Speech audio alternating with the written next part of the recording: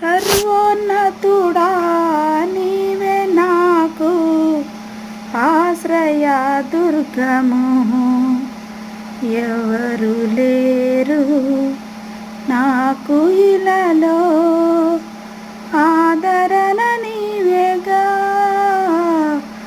ఆనందము నీవేగా.